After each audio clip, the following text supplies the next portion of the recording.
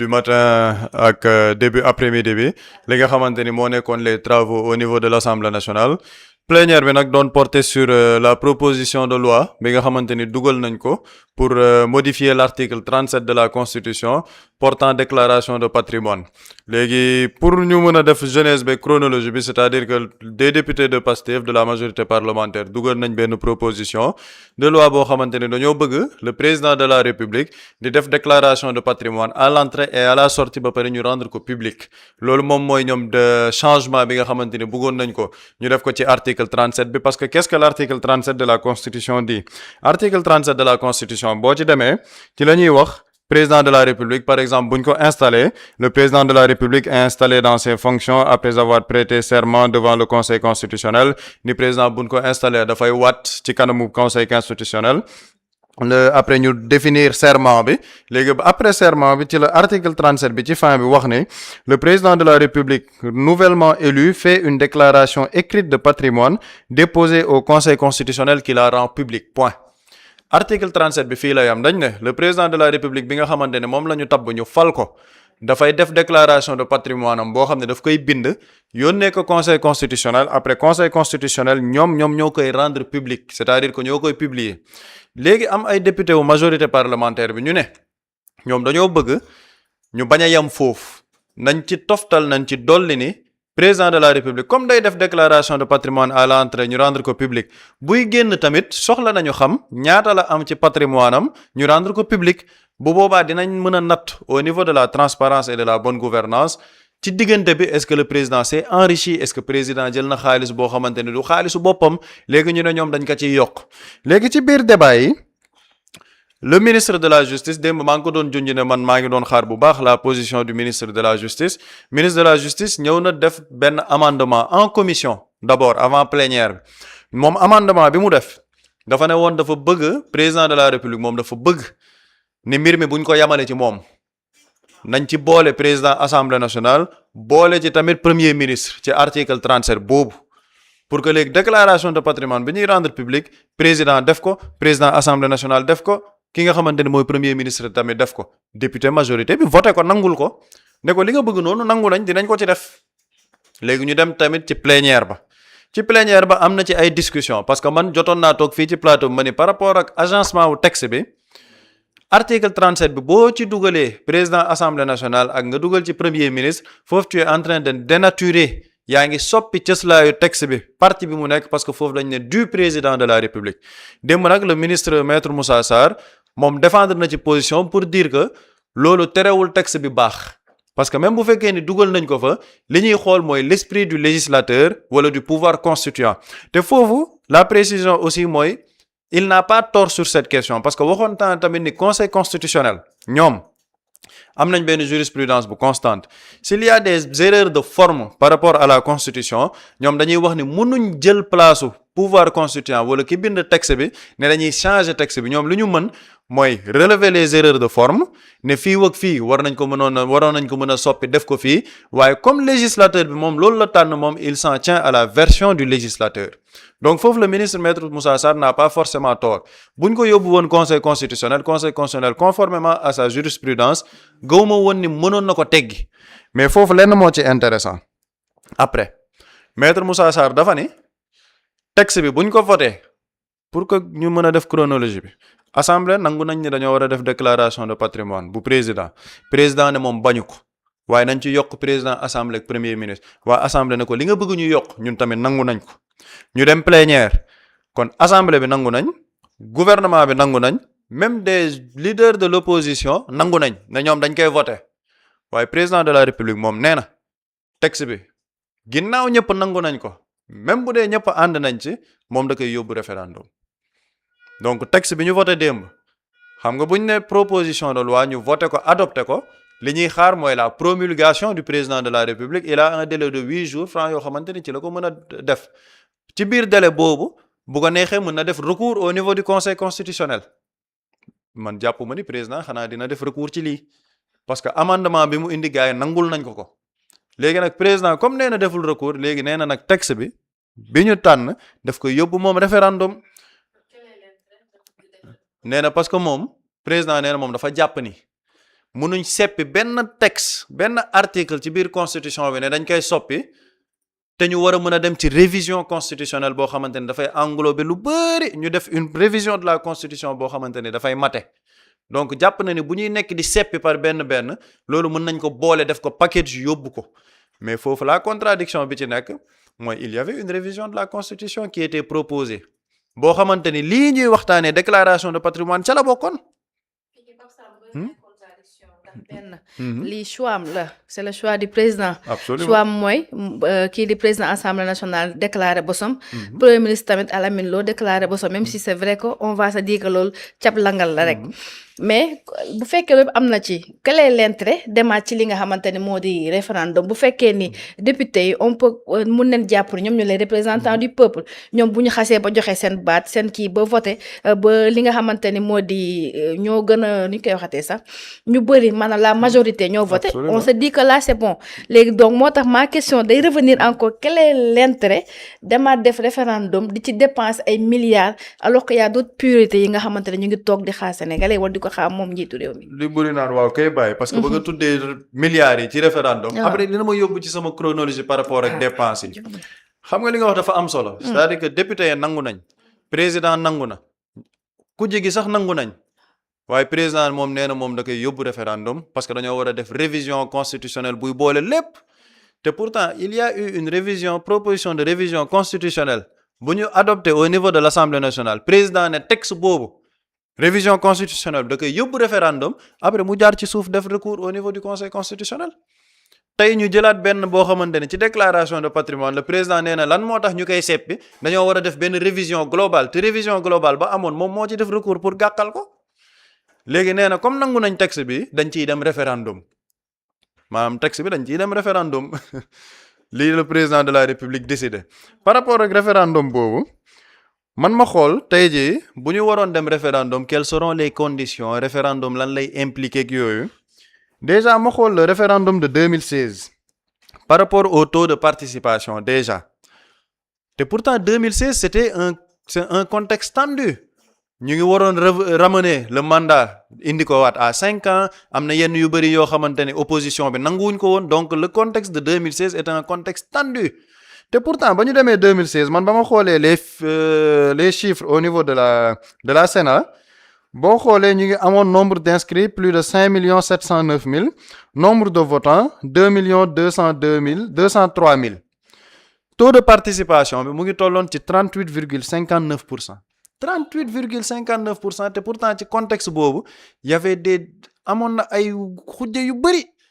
il n'avait que 38,59% ñoo demoon ci référendum boobu boo xoolee décalage bi ñi voté waaw 1 300 000 la plus d'1 300 000 ñi voté non plus de 815 000 donc ça veut dire que foofu am na sax benn distance bu ndaw boo xamante ne rek xëy na wii bi moo ko emporté et pourtant 2016 on était dans un contexte boo xamante contexte politique tendu mais fii jamono jii nii mais c'est-à-dire que si tu vas à un référendum boo moytul tu auras un taux de participation boo moytul sax de 20% parce que sénégalais est-ce que tal nañ référendum muy benn yaa ngi wax par rapport ak dépenses yi looloo ci gën a am solo nag gis nga le référendum de 2016 man dama dem sukkandikuwaat ci Sénat premièrement Sénat ñoom nee nañ par rapport ak li nga xamante ni moom mooy le contrôle et la supervision du scrutin Sénat ñoom képp ci contrôle ak supervision du scrutin képp ñoom dépensé nañ ci 855 925 519 francs 855 920 519 francs pour Sénat képp ci contrôle ak supervision scrutin bi presque 1 milliard de francs CFA uniquement pour Sénat ci contrôle ak supervision scrutin bi ma dem ci DCMP surtout DCMP xool par rapport ak yenn dépenses yoo xamante ni def nañ ko ci li nga xamante ni moom mooy jëm ci référendum bi nga gis acquisition de matériel informatique pour le référendum du 20 mars 2016 déjà xam nga dañu naan marché public yi par normalement appel d'offre la ñu ciy gën a farataal fii entente directe ça a coûté combien 99 999 989 000 francs CFA près d'1 milliard pour matériel informatique bi ñu ne lan location de chaises pour abri provisoire pour le référendum du 20 mars par entente directe une nouvelle fois 14 971 250 ñu ne encore lan acquisition de ciseaux maanaam ciseaux pour dagg feuilles ci référendum bi par entente directe ça nous a coûté combien 20 9 850 pour jënd ay ciseaux pour dagg bulletins yi ça nous avait coûté 20 millions ñu ñëwaat ñu ne acquisition de rideaux isoloirs yi maanaam isoloirs yi rideaux yañ fay def foofu tamit par entente directe rideaux yi ça nous a coûté combien 160 480 000 francs ci rideaux yi ñu doon jënd pour isoloirs yi ça nous a coûté 160 millions ñu ne waat encore lan acquisition de cachets et dateurs à ancrage automatique pour le référendum loolu ça nous a coûté combien 199 856 600 francs pour cachet yi rek pour référendum bi acquisition de flacons encre indélébile mooy encre yi nga xamante ne dañ ciy càpp baaraam loolu ça nous a coûté combien 118 170 000 francs acquisition de lampes et batteries ay lampes ak ay batteries pour référendum bi ñaata la ñu coûté 130 999 765 francs campagne de communication bi ak sensibilisation bi dañ doon def xam nga pour wax gars yi référendum bi nañ dem voter ji loolu ça nous a coûté combien 199 998 200 francs pour référendum 2016 bi bu ma ci jëlaatee beneen chiffre rek lii yëpp pour wax référendum tey jii ñaata la ñu war a mën a coûter ñun ci actuellement situation bi ñu toll ma dem ñu ne acheminement du matériel électoral à l'étranger xam nga étranger tamit dañuy voter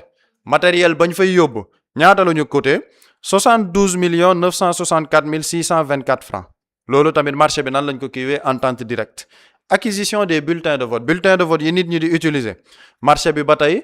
entente directe amul appel d'offre ça nous a coûté combien les bulletins 314 808 660 francs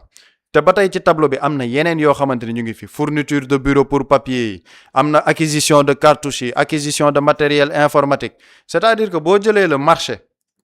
par rapport ak référendum bi li nga xamante ni moom mooy li nit ñi utiliser ci loolu rek logistique beeg matériel yi c'est près de 2 milliards de francs CFA pour logistique matériel communication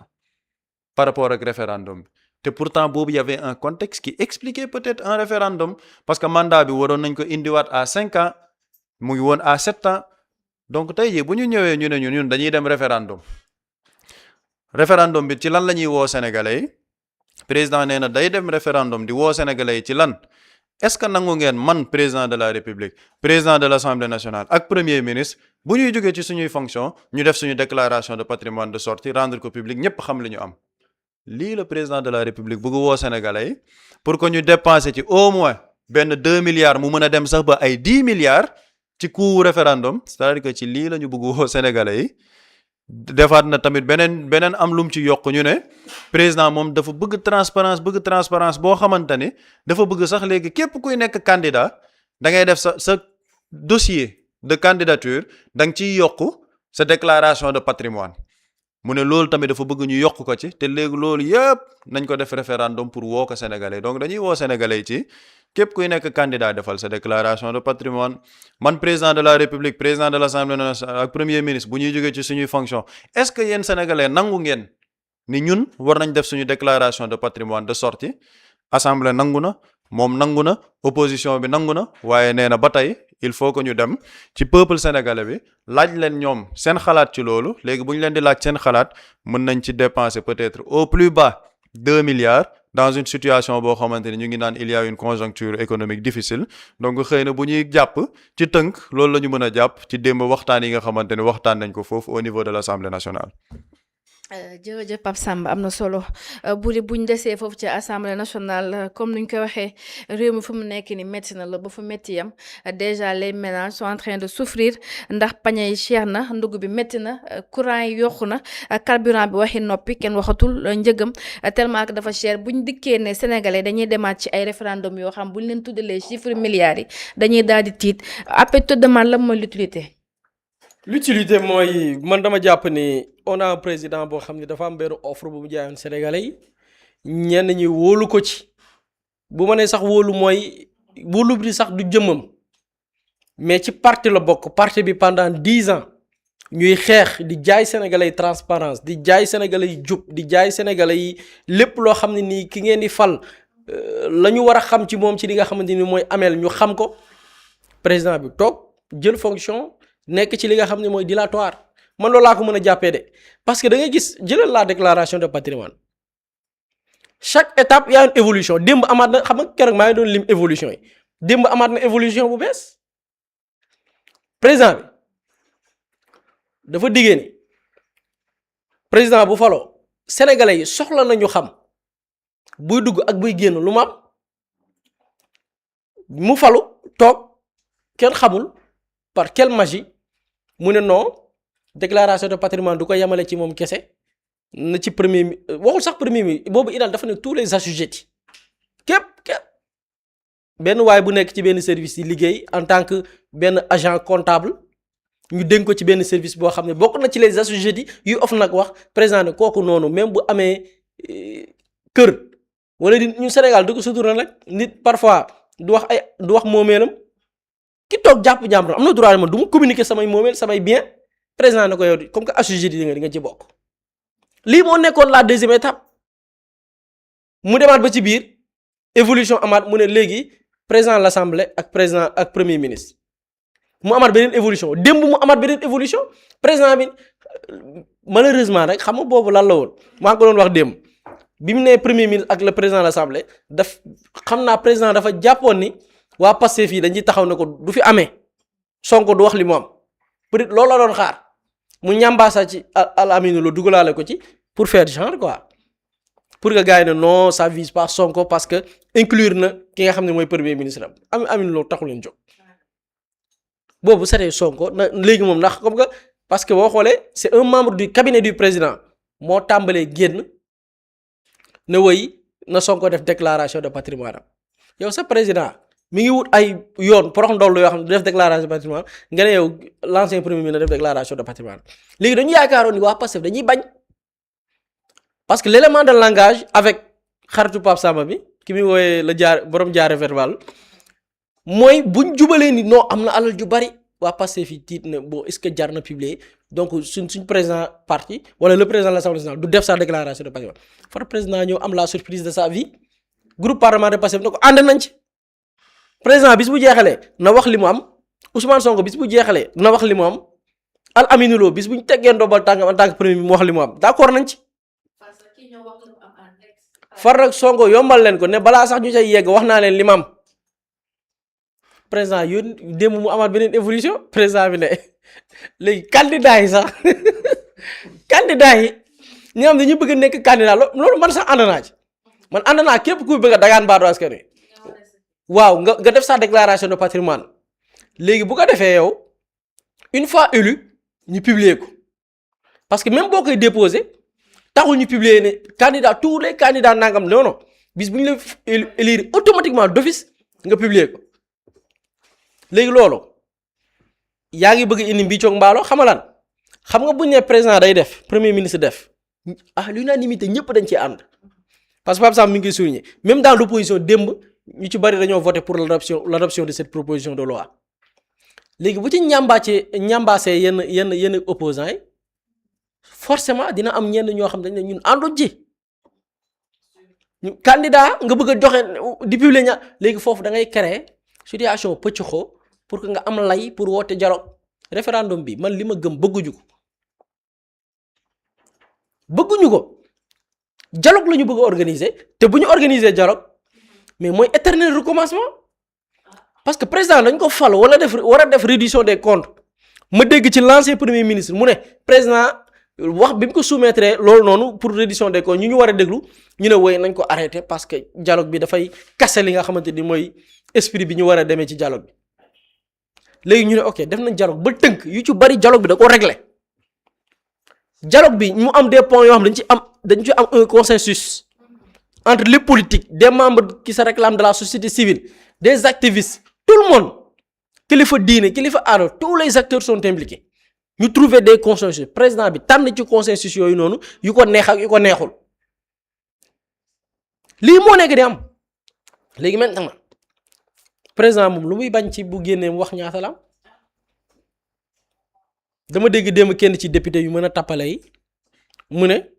woy la présentation deful une fausse déclaration de patrimoine le président de la république parce que loolu dafa am ku muy gaaruwaale mais li gars yi xamul mooy une fausse déclaration de patrimoine nag da koy enquêter xam Ousmane Sonko dafa ne def na déclaration de patrimoine bi mu nekkee premier ministre def une déclaration de patrimoine diggante bi mu nekkee maire de Ziguinchor def déclaration de patrimoine bi mu nekkee président assemblée nationale Ousmane Sonko bi muy def déclaration de patrimoine bi mu nekkee maire kañ la boobu yàgg na n'est-ce pas c'était les élections locales de 2022 ça de 2022 Ousmane Sonko bi mu defee moom bi mu nekkee parce que maire yi après lañ dugg mais bi mu ko leeree ne en tant que jot na nekk maire yi ci assujettés yi lañ bokk def na une déclaration en tant que maire pour se conformer par rapport aux différentes fonctions yi ñu ko nommé woon pour se conformer bi mu nekkee premier ministre pour se conformer bi mu nekkee président de l'Assemblée nationale loolu boo ko déposé dañ gars yi dem lire la loi sur la déclaration de patrimoine OFNAC dafay def enquête loolu OFNAC dafay enquêter ci biens yi nga déclaré est-ce que la déclaration est sincère OFNAC léegi OFNAC moom fan lay enquêter est-ce que la déclaration est sincère dafay def des réquisitions dafay solliciter les services des impôts astafurlah des domaine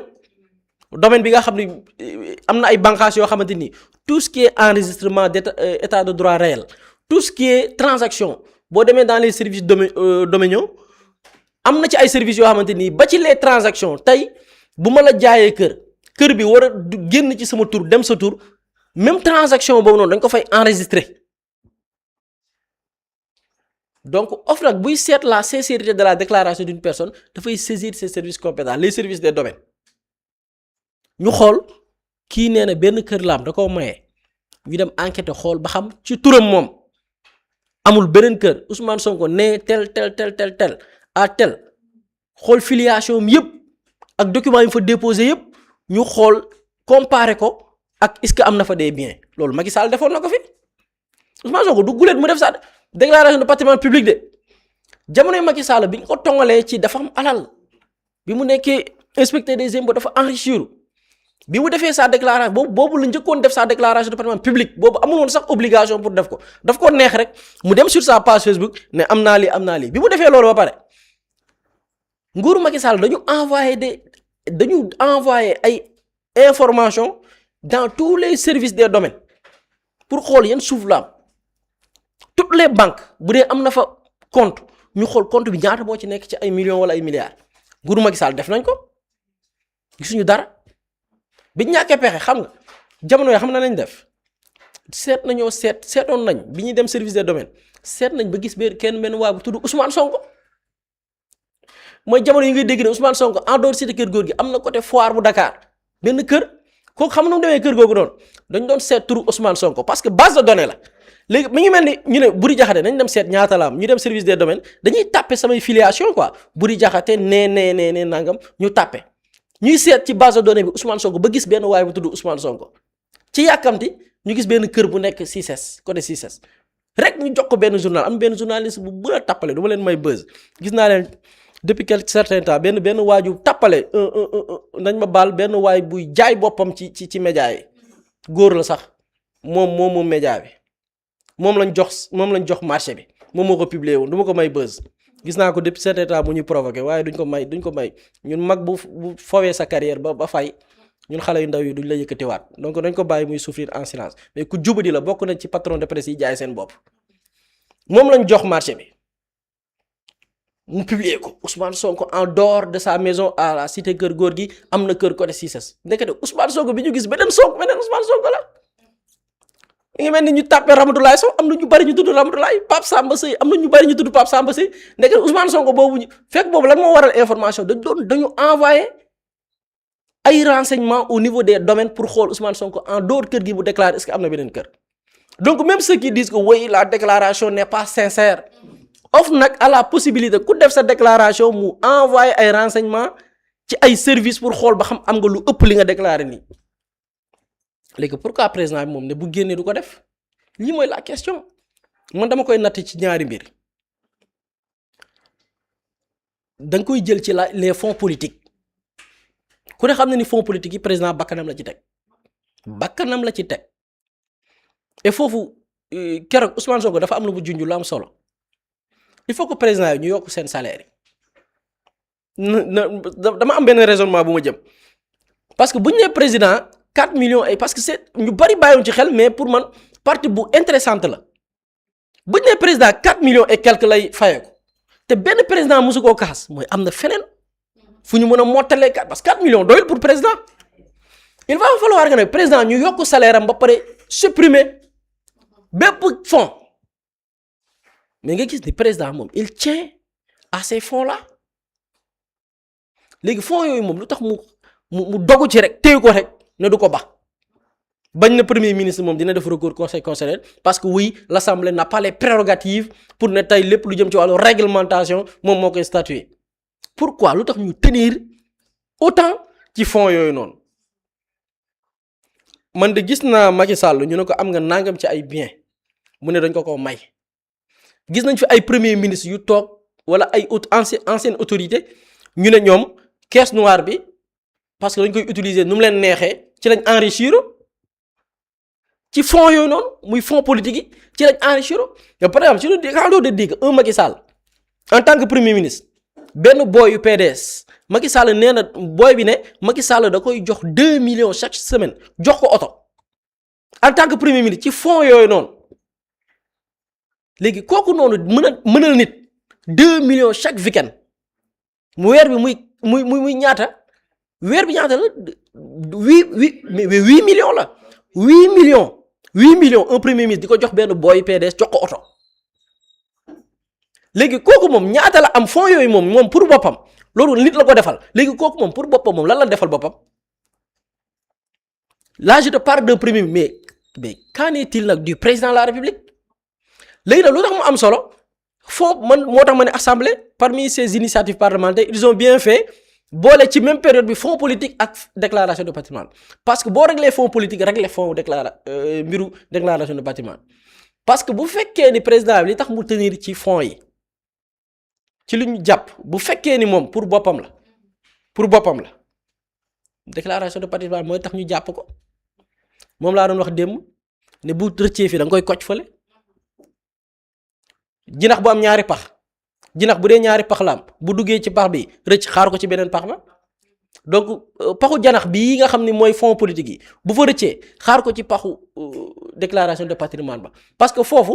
ci la ñu mën a xamee président de la république Diomaye fonds yi ndax daf ko doon utiliser pour li mu wax ci déclaration bi mu defoon avec la presse wala daf ko utiliser pour moom ay kër ay oto ay compte transfert dans des comptes yooyu yëpp déclaration de patrimoine bi lay leere léegi kooku bu dee ni dafay wut ay porox ndoll maa ngi tiit muy ragal wax dëgg yàlla man de personnellement gisuma boo defee sa déclaration de patrimoine dërëm bu ne nga mën koo justifier bien bu ne nga mën koo justifier kër gu ne nga mën koo justifier kooku ragalu def sa déclaration de patrimoine surtout que kenn sexalu la lem yow yaa ñëw ne da ngay nekk président de la république taxaw ne yaay imaam yi yaa sut ñëpp bu la situation bi arrangé nga ne maa waatoon nag bu ma fi kenn exiger dara parce que man kese maa waatoon may rendre compte bu dee ni yow kese yaa waatoon nag xamal ni da nga am ay responsabilités yu kenn amul ci dëkk président de la république responsabilité yi mu am yeneen kilifa moo xam ci wàllu diine wala ci aada sax amuñu ko ci responsabilité parce que ñoom mën na ni ñenn ñi benn communauté la ñu yilif am ci ñoom droit am ci ñoom ndigal mais moom président dafa am droit ci ñëpp kooku yamut ak kenn kooku buñ ko comparé keneen mooy nañu jàpp ni kon président bi pouvoir ya na ko jël kon séddale ko loolu laa gëm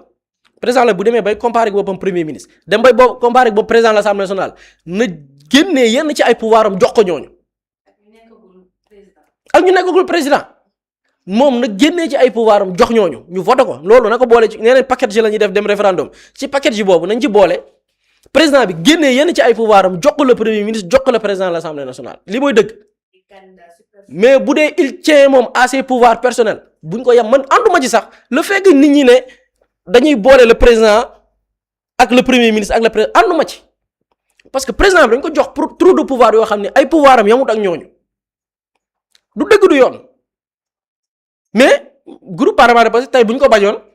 média yëpp amee leen toute la semaine ñooy nekk l'actualité ñu nangu mais man ànduma ci parce que président de la république pouvoir yi mu yor kenn yoru ko moom bu bëggee nag ñu yemale ko premier ministre après l'Assemblée nationale na def tey package bi ñuy waaj a def pour ko référendum bi na génnee yenn ci ay pouvoir am jox ko le premier ministre yenn ci mu jox ko président de l'Assemblée ñoom ñëpp yem ci république bi président bañ a buur di bummi mais munoo ngooy ci say pouvoir téye ko ne parce que maa waatoon ba pare yow saa yu la arrangé wul rek nga jël ne ok man ak diw nañ ñu comparé ak diw nañ ñu comparé kenn du la comparé kenn parce que yamoo kenn ci dëkk bi loolu laa gëm. jërëjëf am na solo Pape Samba est-ce que da ngay fekk si lu buri wax par rapport ak ñu bañ a boole li nga xamante ni. Muslay Immo Sénégal moo ñëw taxawu leen indi ay saafara ci jafe-jafe yi ngeen di dund ci wàllum immobilier yow mi bëgg a jënd terrain yow mi bëgg a jënd kër wala tabax jokkool ak Muslay Immo da nga am sa kër bëgg ku la ko terrasseel wala nga am sa tool bëgg ku la ko lotiseel defal la ko ay terrain Muslay Immo daf leen koy jàppandil gunge leen ci anam gu mucc ayib ku am sa kër itam te nekkoo ci biir réew mi bëgg ku la ko toppatool gérer la ko Muslay Immo moo ci gën a gaaw gën ci wóor yow mi bëgg a defaraat sa kër wala nga bëgg a toxu te bëgg ku la ko nettoyer ba sax nga bëgg a defar plan architecte plan béton armé wala nga soxla ay conseil ci wàllum immobilier contactel Muslay Immo Sénégal ci 77 887 25 13 77 887 25 13 man ngeen itam abonné ci seen YouTube bi di Muslay Immo Sénégal ngir yeneen i xibaar ak Muslay Immo Sénégal jaaxle jeex na ci wàllum dëkkuwaay. Quand l'immobilier devient une évidence, contactez-nous.